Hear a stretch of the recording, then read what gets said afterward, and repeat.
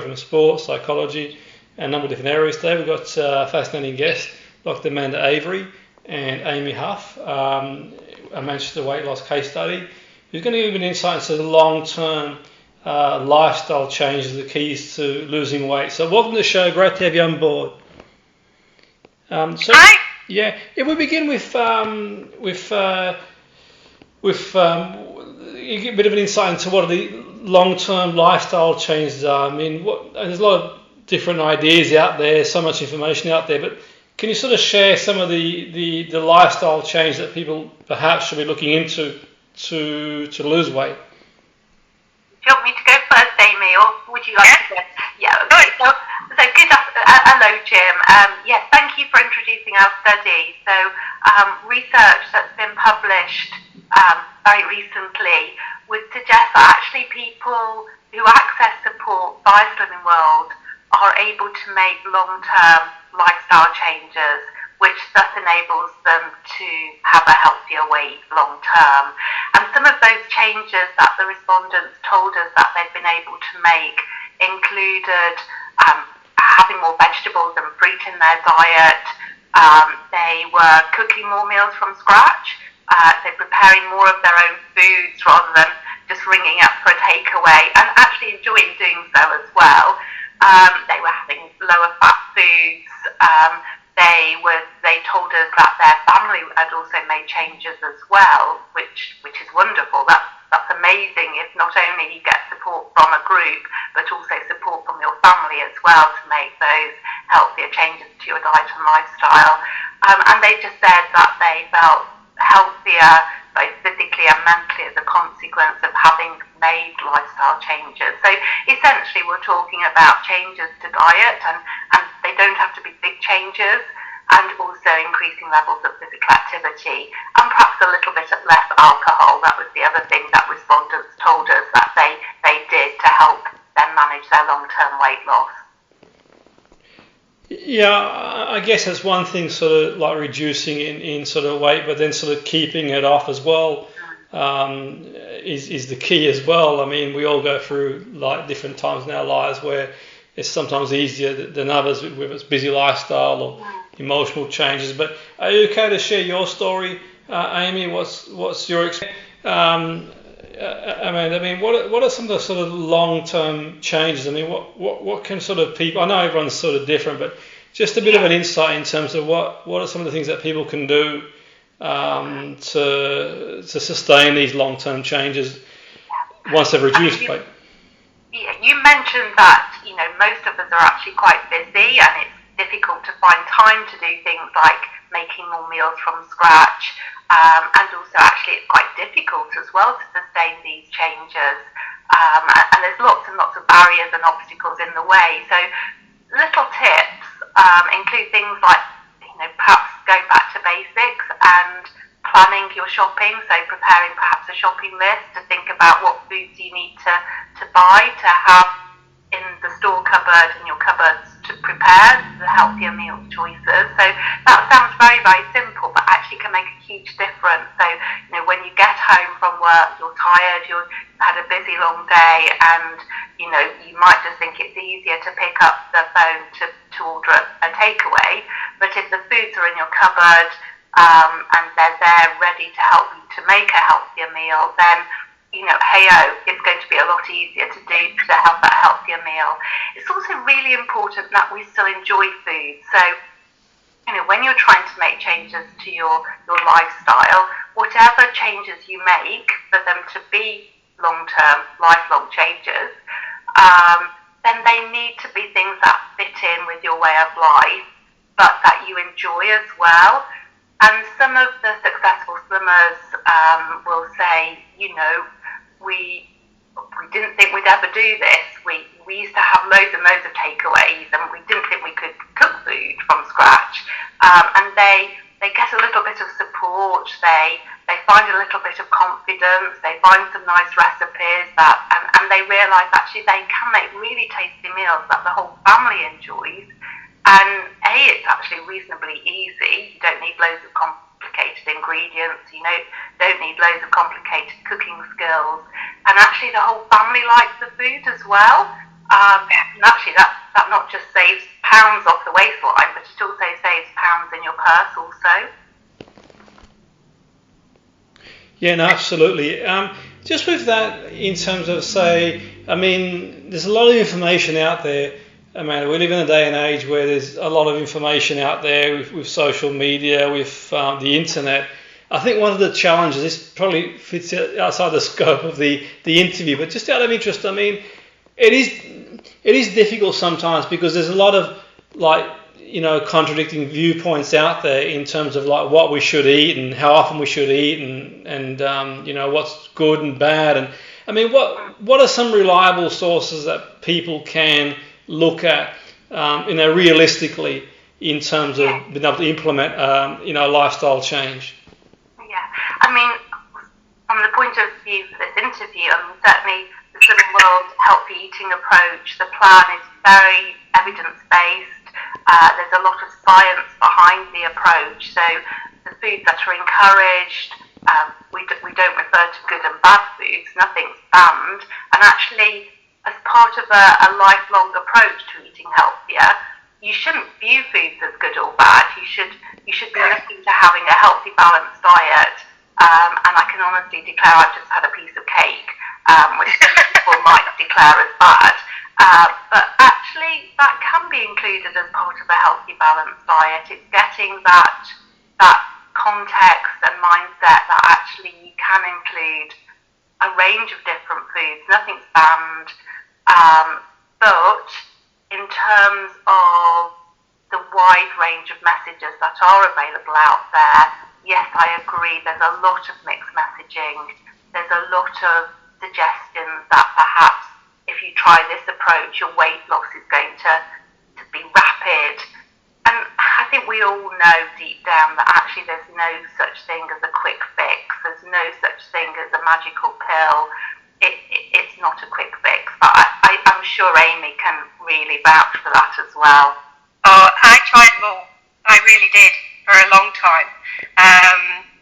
There are lots of pills, shakes, cabbage soup style diets, all sorts of things that they work for a short period of time, but I think because you cut out so many things that it's not sustainable. And that's the best thing I can say about Slimming World is everything is on the table. You know, we're not cutting out potatoes, which is amazing because I personally love chips. There are so many things that you can turn to without guilt or shame or worrying about whether you're going to affect your weight loss. And for me, I've found that it's changed the way I definitely shop. It's changed the way I eat and my family eat. And my eldest is 14, and he's very body conscious now. He's getting to that age, and he's making choices on his own. I think because he spent the last 3 years watching me, he's now making great choices, and it definitely makes a real difference to everybody. Actually, it's huge. And I still have a drink at weekends. I can still have a piece of cake too, and chocolate, but it's everything in moderation. And I've learned that actually because I was not an everything in moderation style person.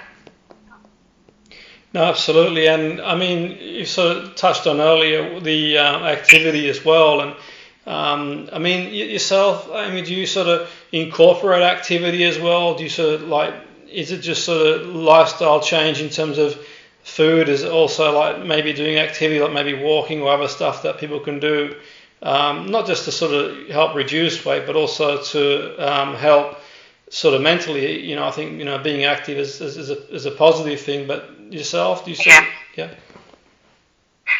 So I was that person where my GP said to me, if you did a little bit of physical activity, you'd see vast improvements in mental health. And at the time, the fear of actually introducing any kind of activity, I remember sitting with a friend and talking about it. I was like, I physically don't have time. I do this, I do that, and da-da-da-da.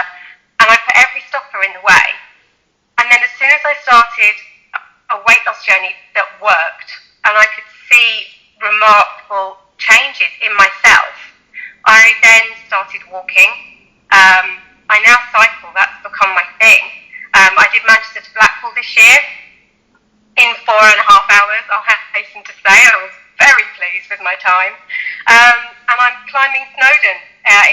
weekends with a group of Slimming World members actually to raise money for St Anne's. You know, I love the physical activity now. It really gives me a buzz. I almost feel, it's funny because I never used to be the person that would be a bit twitchy if I'd not exercised, but now I have to. Like, I'll even get up at 5:30 in the morning and go out on my bike just so that I've got it in the day. So yeah, exercises, but it came as part of my journey. It wasn't there at the beginning at all.